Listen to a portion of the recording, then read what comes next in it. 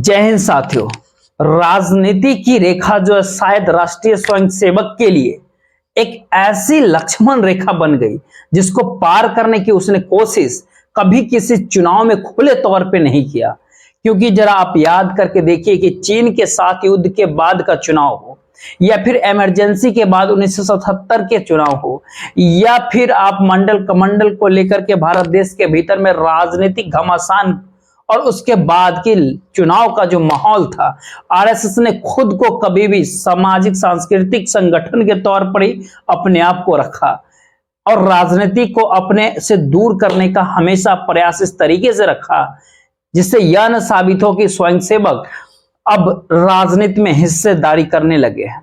लेकिन 2024 के लोकसभा चुनाव शायद भारत देश के लिए कितना अलग चुनाव होगा और यह चुनाव जो है केवल राजनीति को ही प्रभावित नहीं करेगी बल्कि पूरे भारत देश को ही प्रभावित करेगी और उसके शिकन कहिए या फिर उसको लेकर के जो परेशानियां का सबब जो आरएसएस के चेहरे पर जो दिखाई दे रहा है और यह क्यों दिखाई दे रहा है,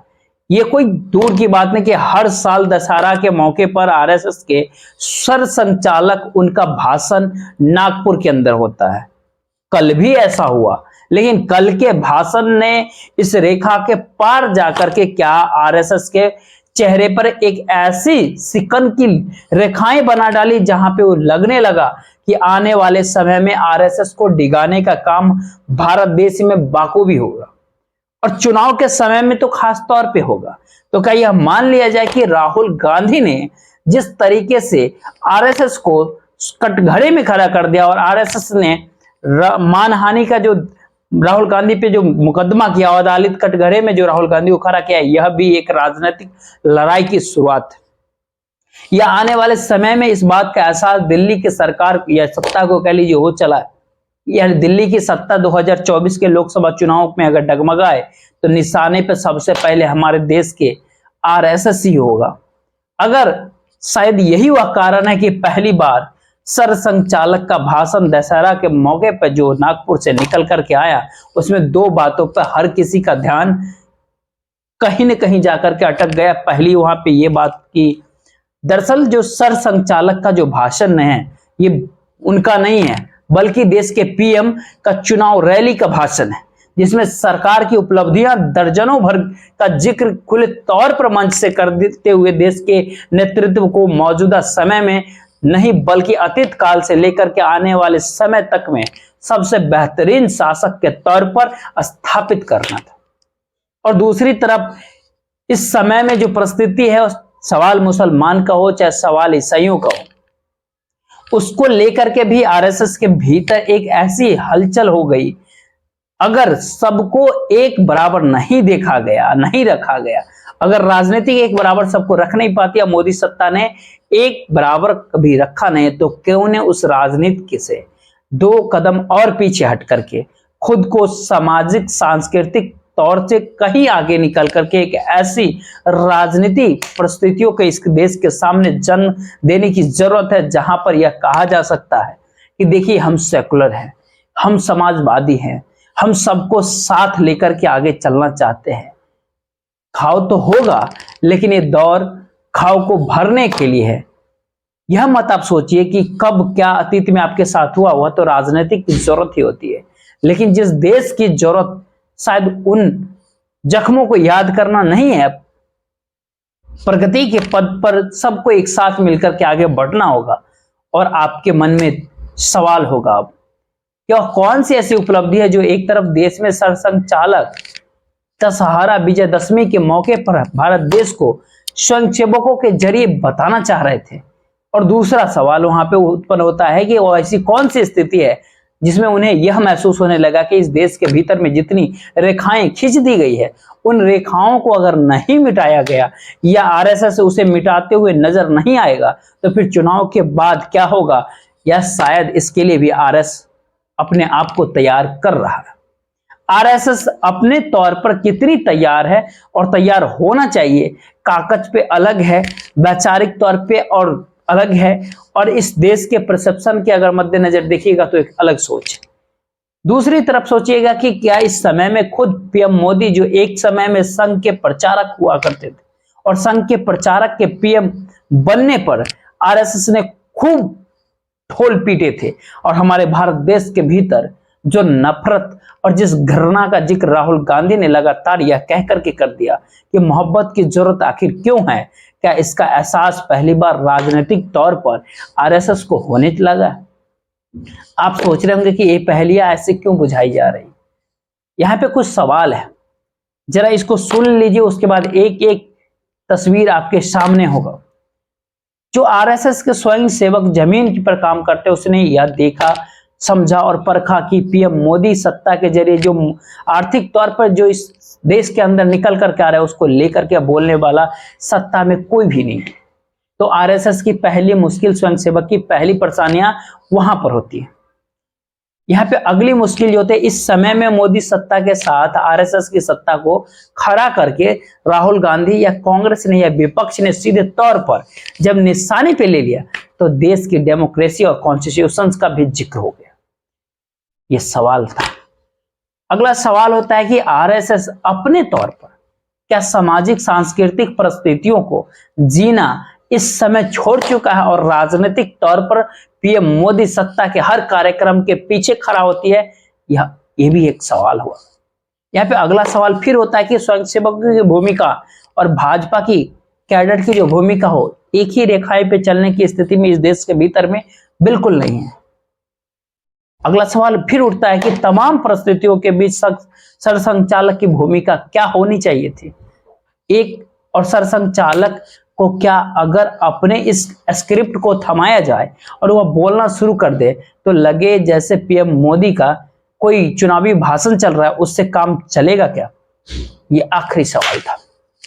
और इन्हीं सवालों के आसपास कल दशहरा विजयदशमी के मौके पर सरसंघचालक मोहन भागवत के भाषण, राहुल गांधी का संघ को निशाने पर लेना, पीएम मोदी के चुनाव के मौके पर डामाडोल की स्थिति का होना, और ऐसा ही में एक तरफ जो है पीएम मोदी को भी संभालना और दूसरी तरफ जो है आरएसएस को भी कहीं ना कहीं पुरानी परिस्थितियों के साथ नए दिशा में खड़ा करना है। यह भी अपने आप में एक चुनौती है और इसी के आसपास सारी चीजें धीरे धीरे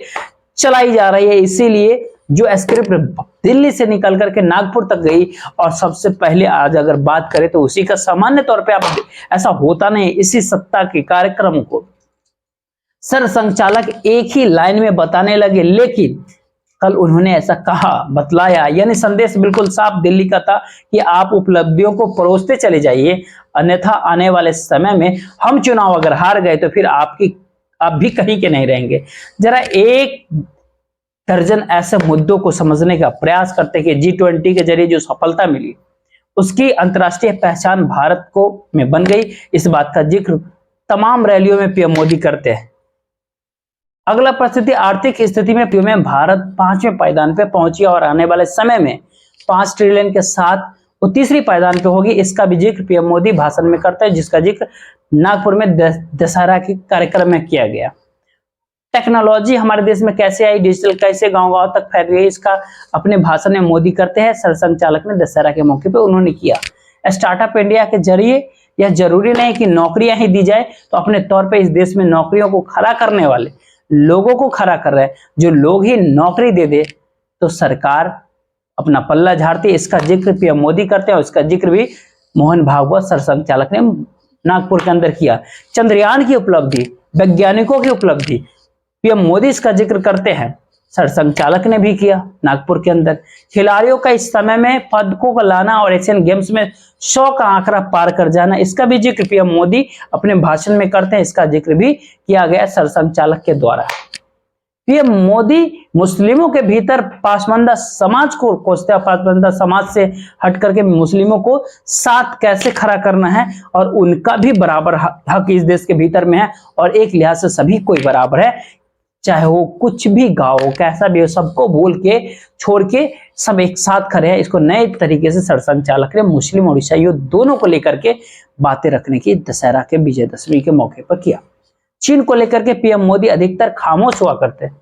लेकिन उसी खामोशी को नए तरीके से सरसंघचालक ने नागपुर के अंदर पेश करने की कोशिश की, और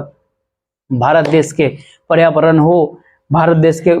विज्ञान हो, मौसम और सीमा की परिस्थिति हो, इसको हिमालय के जरिए देख करके चीन डिस्टर्ब करने की से कोशिश कर रहा है, इसको बात को कहा। इसके बाद जो और भी सवाल थे राम मंदिर का, अयोध्या के भीतर में राम मंदिर 22 जनवरी पीएम मोदी इसका जिक्र बाखूबी अपने प्रचार में करते हैं। सरसंघचालक ने भी इसका जिक्र किया। विरोध जो लोग करते हैं वो नकारात्मक होते हैं, इसका जिक्र पीएम मोदी भी करते हैं और उनसे जो सवाल करता है पीएम मोदी को, वो नेगेटिव नकारात्मक विरोध करने वाले लोगों ने उनके भाते नहीं। इसी अंदाज में सरसंघचालक ने भी कहा, भटकिए मत, उसके दायरे में आकर के खड़ा हो चलिए। पीएम मोदी खुद विश्व गुरु के तौर पे प्रेजेंट करना चाहते हैं और विश्व गुरु के तौर पर समाधान भारत ही दे सकता है, इसका सरसंघचालक ने भी ऐसा इसका जिक्र किया। जिस अमृत काल का जिक्र लगातार पीएम मोदी करते रहे हैं, उसी अमृत काल का जिक्र नए तरीके से इस अमृत काल में यह सब देखने को हमको मिल रहा है। यह चौतरफा प्रगति है, यह सरसंघचालक मोहन भागवत ने किया। यह इस देश का सरकार का भाषण, यह पीएम मोदी का रैली का भाषण नहीं है। ये दशहरा के अवसर पर जब संघ की स्थापना हुई थी, उस दिन के महत्व को जरा आप सोचिए समझिए और सरसंघचालक इस पहली स्क्रिप्ट को समझिए। और दिल्ली से जो लिख करके नागपुर तक पहुंची थी, उसको सरसंघचालक ने अपने तौर तरीके से पढ़ दिया। इसमें कई मायने बिल्कुल साफ आता है निकल करके। अगर पीएम मोदी ना होंगे तो इस देश में कुछ भी संभव नहीं है। यह उसका पहला पहचान है और परसेप्शन बनाने की कोशिशें है। दूसरा स्थिति है, विश्व गुरु भारत क्यों हो चला है और दुनिया के भीतर क्यों डंका भारत का बज रहा है, और भी पीएम मोदी के आसपास यह भी कहने की कोशिशें होती है। सभी एरिया में विकास, डेवलपमेंट और उस डेवलपमेंट को लेकर के आपस में प्रतिस्पर्धा मत करिए, टकराइए मत, अलग समुदाय, जाति, उपजाति सब कुछ को भूल जाइए और नए तरीके से समझ लीजिए कि सबको एक है। सरसंघचालक को यह कह देना पड़ा, जाति और उपजाति यानी एक तरफ ओबीसी का जो जिक्र होता है देश के भीतर में, तो कहीं उस पर लिपापोती कैसे कर दिया जाए। ये भी नागपुर के दशहरे के अवसर पर ये हिस्सा दिखाई दिया होगा इस भाषण में। इसे समझने की जरूरत है। सबसे बड़ा सवाल होता है कि भारत में जो उत्थान है उसमें दुख है, शोषण है या फिर कल्याण ही कल्याण है? तो शोषण और दुख तो नहीं है, कल्याण ही कल्याण है। इसका जिक्र अक्सर पीएम मोदी अपने रैलियों में, भाषणों में क्या करते हैं, उसी का जिक्र नए तरीके से दशहरा के मौके पर सरसंघचालक ने किया। ये भी एक हिस्सा है। इसके बाद शायद सरसंघचालक को यह समझ में आ गया होगा तो उन्होंने एक चीज और बताई। और सवाल फिर यहाँ पे फिर दूसरा सवाल ये उठता है कि संघ को हमारे भारत देश के भीतर जब राजनीतिक खुले तौर पे खड़ा कर रही है, और ना सिर्फ खड़ा ही कर रही है बल्कि उसके जरिए, उसके विचारधारा, उसके सोच के ऊपर भी पहली बार अगर उंगलियां उठ रही है, तो क्यों उपचुनाव के मद्देनजर अब जो है नए तरीके से आरएसएस को रखने की आवश्यकता क्या आ पड़ी है, जिसका रास्ता राजनीति से नहीं निकलता, राजनीति से होकर निकलता है। और 2014 से 21 तक का जो अगर भाषण आप ध्यान से देखिएगा, जो दशहरा के मौके पर नागपुर से निकल कर के आया, उसमें राजनीतिक सत्ता के आसपास और राजनीति के जरिए समाधान ढूंढने की कोशिश लगातार हुई, लेकिन पहली बार ऐसा हुआ जब सवाल आरएसएस का ही आ गया। बाकी मुद्दे तो अपने जगह राजनीतिक खोज रही है समाधान, लेकिन जब विचारधारा और आरएसएस का ही सवाल है, जो राहुल गांधी ने इस समय में लगातार सवाल करते जा रहे हैं, उससे आहत हैं, उससे डरे हुए हैं, सहमे हुए हैं, चुनाव को लेकर के परेशान है, क्योंकि चुनाव के मौके पर ही, चुनाव के प्रतिस्पर्धा के अंदर संघ न पड़ जाए, यह भी दिखाते हुए भी हमारे भारत देश के स्वयंसेवक पीएम मोदी सत्ता को बचाने के लिए खुद को सक्रिय हो जाए, यह मैसेज देने, संदेश देने का कोशिश किया। इस पूरे भाषण के पूरे प्रकरण में अगर आप देखिएगा, समझिएगा, तो ये एक नई सोच, क्योंकि बहुत साफ तौर पर यह कह दिया गया कि समाज को बांटना तो राजनीतिक का काम है। इससे पहले ऐसा कभी कहा गया? सत्ता जिस रास्ते चलती है वो अपने अनुयायियों को बनाए रखने के लिए समाज में लकीरें बनाती है, क्या इससे पहले ऐसा कहा गया था? राजनीति के वर्चस्व को कायम करने के लिए, बनाए रखने के लिए राजनीति क्या क्या करती है, उसके साथ हमें खड़ा नहीं होना है, क्या इससे पहले कभी ऐसा कहा गया था? समाज की एकता राजनीति से नहीं आएगी, इससे पहले इसका जिक्र था क्या? भारत देश के भीतर में जो अलग अलग तरीकों से लोगों को लगता है ये कि हमें पिछड़ गए, हमें ये चीज नहीं मिली है, हमें ये नहीं हमने पाया है, इस सारी चीज का जिक्र करते करते संविधान और बाबा साहब अम्बेडकर का जिक्र भी इस दशहरा के अवसर पर भाषण में जब सबको पता है, इसी समय में धर्म परिवर्तन, बाबा साहब अम्बेडकर ने नागपुर में ही कर दिया था और महज 10 किलोमीटर की दूरी पर धर्म परिवर्तन की उस जगह पे दशहरा के दिन ही वहां पे तमाम दलित देश दुनिया भर के लोग वहां पहुंचते हैं, हजारों के तादाद में होते हैं और वहां इस बात का एहसास हर किसी को होता है कि धर्म परिवर्तन का मतलब क्या है। वो हिंदुत्व के दायरे में नहीं आता है, उस आरएसएस के हिंदुत्व के सोच के दायरे में नहीं आता। लेकिन बाबा साहब अम्बेडकर का जिक्र किया गया, हुआ, सरसंघचालक ने खुद किया। राजनीतिक तौर पर एक बड़ा शिफ्ट है, एक बहुत बड़ा डर है। राजनीतिक तौर पर ही पीएम मोदी की सत्ता की हार के दिशा में बढ़ते हुए कदम है या उस कदम के बाद आरएसएस के सामने आने वाली वो परेशानियां हैं, ये ऐसी कौन सी परिस्थितियां हैं जो दशहरा के शुभ अवसर पे निकल करके बाहर आई। अगर उसके गहराइयों में आप और जाइएगा तो एक बात और नजर आएगी कि संघ को बलपूर्वक खड़ा भी होना है, यानी कोई टकराने आएगा तो जवाब भी उसे देना है। यानी सवाल हिंसा या अहिंसा का नहीं, यहाँ पे सवाल उस राजनीतिक तीखेपन का है जिस राजनीतिक तीखेपन ने पीएम मोदी के काल में पैदा किया। तो क्या अटल बिहारी वाजपेयी भी एक समय में प्रचारक रहे और वहां से निकल करके वो पीएम मोदी के कुर्सी तक पहुंच गए। लेकिन इस समय में भाषणों को अगर जरा आप समझिएगा, सुनिएगा, खासकर केसी सुदर्शन साहब के भाषण, जो सरसंघ चालक हुआ करते थे उस दौर में, उनके स्पीच में ऐसी बातें कहीं नहीं दिखाई देगी जो सरसंघ चालक इस समय में मोहन भागवत जिस आदर्श परिस्थिति को खड़ा कर रहे हैं और जिस आदर्श परिस्थिति के साथ साथ या उस मुश्किल हालातों को भी जिक्र कर रहे थे, उस मुश्किल हालातों में संघ के सामने आने वाली जो परेशानियां क्या बन सकती है इसका भी संदेशा दे रहे थे। यह स्थिति इससे पहले कभी नहीं था।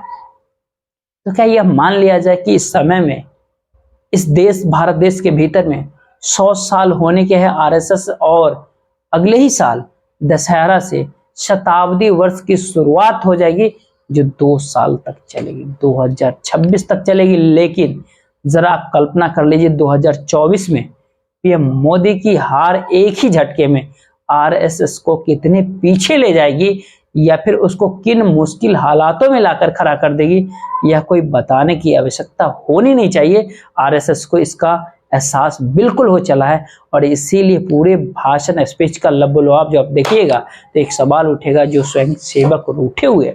वो संभल जाए, समझ ले एकजुटता के साथ कैसे खड़े होना है चुनाव के समय में। हालांकि चुनाव का भी खुले तौर पर सरसंघ चालक ने अपने भाषण में जिक्र किया,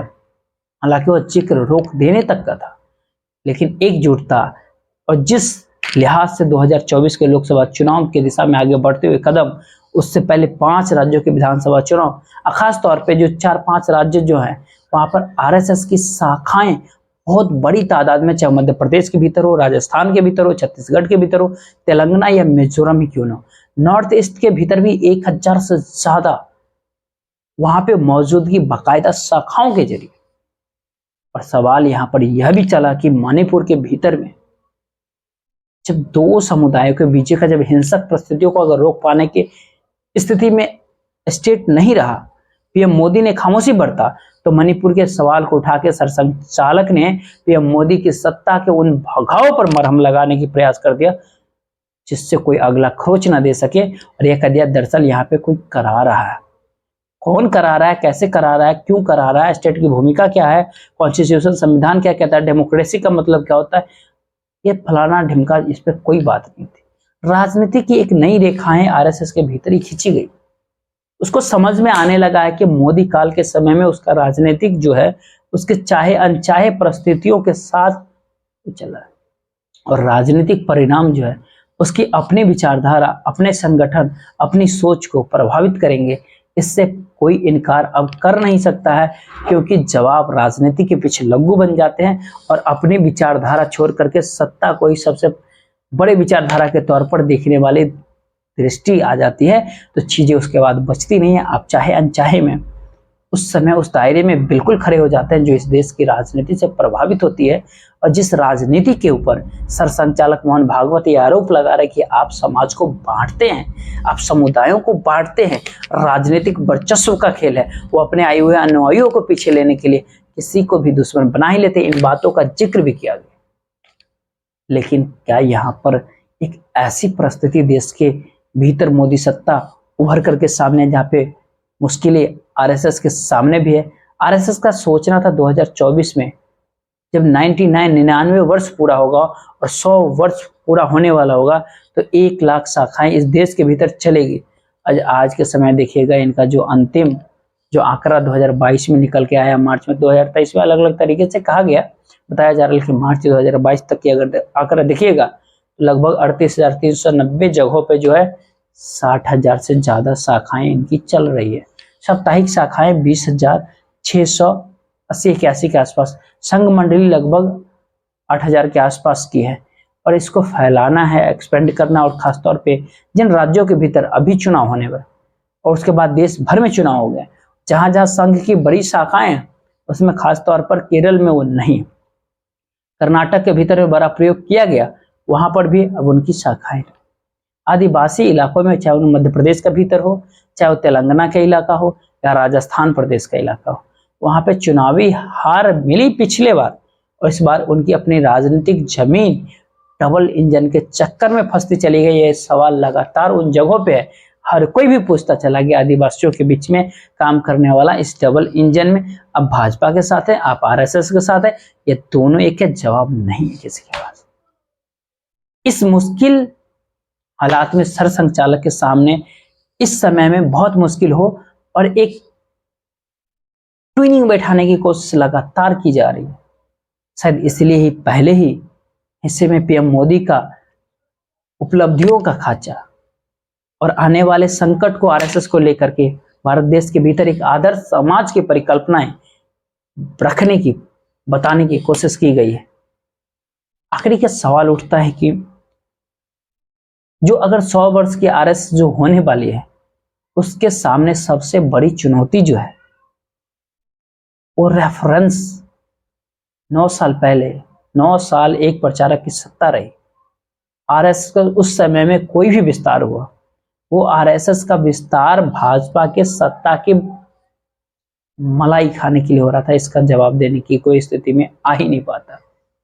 इसलिए भी कहा जाता है कि पूरे तरीके से ह्यूमन रिसोर्स डिपार्टमेंट में संघ के लोग मारे पूरे, या फिर क्वालिटी निकल करके बाहर नहीं आती है। तमाम यूनिवर्सिटी के अंदर VCs हो, प्रोफेसर की नियुक्ति हो, यहाँ दिल्ली तक के भीतर की बात अगर हो, अगर आरएसएस दफ्तर से लेकर के लड्डू का जो नया पैकेट और वो कितना पहुंचे और कितना बड़ी तादाद में हो जाए, यह भी वही तय करेगा। नौकरियों को लेकर के आरएसएस इस दौर में सत्ता का एक झरिया बन गया। ये सवाल है जो सबसे मुश्किल हालात में आरएसएस को ढकेल रहा है। जब वो सत्ता अगर नहीं रहेगी तो आरएसएस क्या करेगी। दूसरा सवाल उठता है कि जिस विचारधारा का जिक्र वो लगातार कर रहा है उसमें आप ध्यान दीजिए कि पीएम मोदी सत्ता ने प्रचारक के विचारों को खो दिया, सत्ता के विचारधारा को अपनाया, आरएसएस ने सत्ता के विचारधारा में तब्दील करते हुए देखा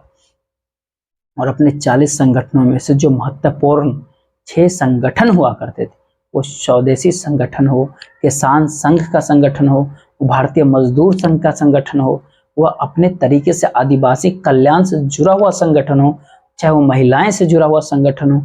तमाम संगठन बंद पड़ गए और उस पूरे दायरे में विश्व हिंदू परिषद कहीं का भी नहीं रहा। अपने संगठन को इस दौर में सत्ता की खातिर कमजोर करते चला गया, इसका भी जवाब नहीं मिलेगा। सवाल अगला होता कि अगर 9 सालों से पीएम मोदी की सत्ता समझाते रहे आरएसएस को कि हम हैं तो आप हैं, तो इस सवाल का जवाब कोई नहीं दे सकता कि जब हम नहीं हैं तो आप कहाँ होंगे। क्योंकि इन 9 सालों में कांग्रेस के लौटने का अगर मतलब संघ को टेररिस्ट ऑर्गेनाइजेशन के तौर पर परखने समझने की परिस्थिति को बार बार सत्ता के जरिए यह कहा गया, बताया गया, बहलाया गया, और एक ही पल में अब यह सवाल जो है निकल कर के आ रहा है जब 100वें साल में कदम रखने पे जब उतारू है आरएसएस, सत्ता अगर नहीं रहेगी तब क्या होगा, सुविधाएं नहीं मिलेगी तब क्या होगा। विस्तार विचारधारा से होता है, सुविधाओं से नहीं। आरएसएस अब इसको अभी भी नहीं समझ रही है और तब भी नहीं समझ पा रहे हैं, लेकिन इसके बावजूद भी सरसंघचालक स्वयं सेवकों को सक्रिय कर रहे हैं। दिल्ली का नया पाठ सुनाकर गढ़कर अगर बचा सकते हो तो बचा लो, संकट तो दरवाजे आकर के खड़ी है।